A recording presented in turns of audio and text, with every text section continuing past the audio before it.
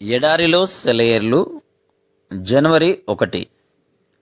మీరు నది దాటి స్వాధీనపరుచుకున్నట్టుకు వెలుచున్న దేశము కొండలు లోయలు గల దేశం. అది ఆకాశ వర్షజలము త్రాగును. అది నీ దేవుడైన యెహోవా లక్ష్యపెట్టు దేశము. నీ దేవుడైన యెహోవా కనులు సంవత్సరాది మొదలుకొని సంవత్సరాంతం వరకు ఎల్లప్పుడూ దాని మీద ఉండును. ద్వితీయోపదేశకాండం 11వ అధ్యాయము 11-12 వచనములు. ప్రియమైన స్నేహితులారా, రాబోయే కాలంలో జరగబోయే దాని గురించి ఆలోచిస్తే అంతా అగమ్య గోచరం. క్రొత్త సంవత్సరం మన ఎదుట ఉంది. దాన్ని స్వాధీనపరుచుకునేందుకు మనం బయలుదేరుతున్నాం. మనకేం ఎదురవనున్నదో ఎవరు చెప్పగలరు?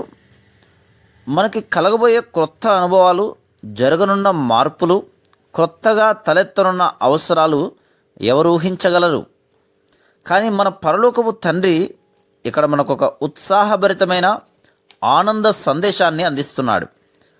అది నీ దేవుడైన యెహోవా లక్ష్యపెట్టు దేశము. నీ దేవుడైన యెహోవా కనులు సంవత్సరాది నుండి సంవత్సరాంతం వరకు ఎల్లప్పుడూ దాని మీద నుండును.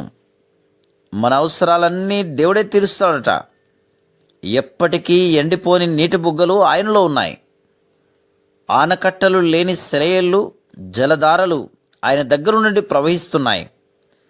ముందేం జరుగుతుందో అని ఆందోళన చెందుతున్నావా? ఇదిగో దేవుని కృప నిండిన వాగ్దానం. ఆశీర్వాదాలు ఆయన నుండి ప్రవహిస్తూ ఉన్నాయి.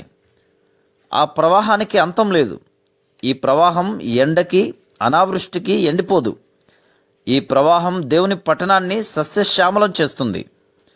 మనం అడుగు పెట్టబోతున్న దేశం కొండలు లోయలు ఉన్న దేశం. అంత చదునుగాను ఉండదు, అంత పల్లంగాను ఉండదు. జీవితం చదునుగా ఎత్తు పల్లాలు లేకుండా ఉంటే అది నిస్సారమవుతుంది. కొండలు లోయలు ఉండాలి.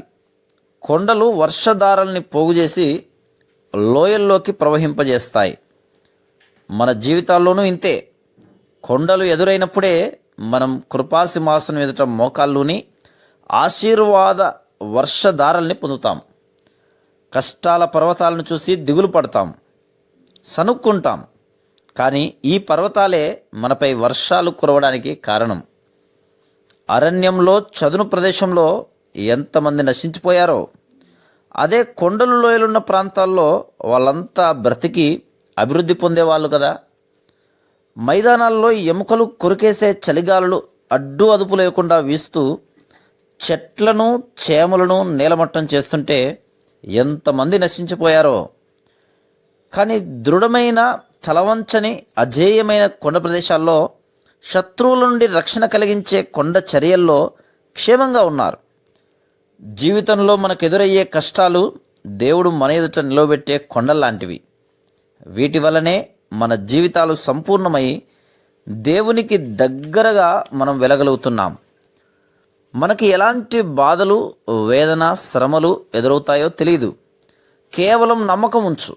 ఈ హెచ్చరికను అనుసరించి అలా చేస్తే ఈరోజు దేవుడు మన దగ్గరకు వచ్చి మన చెయ్యి పట్టుకొని ముందుకు నడిపిస్తాడు.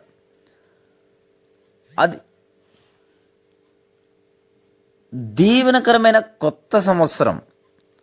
అగమ్య గోచరమైన దారుల గుండా ఆయన నిన్ను నడిపిస్తాడు. అడుగులు తడబడినా, అలసట పైబడిన, పైపైకి అంధకారం దారి మూసిన, గాలివానలు గోల చేసిన, మబ్బులు విడిపోతాయి, ముందుకు నడిపిస్తాయి.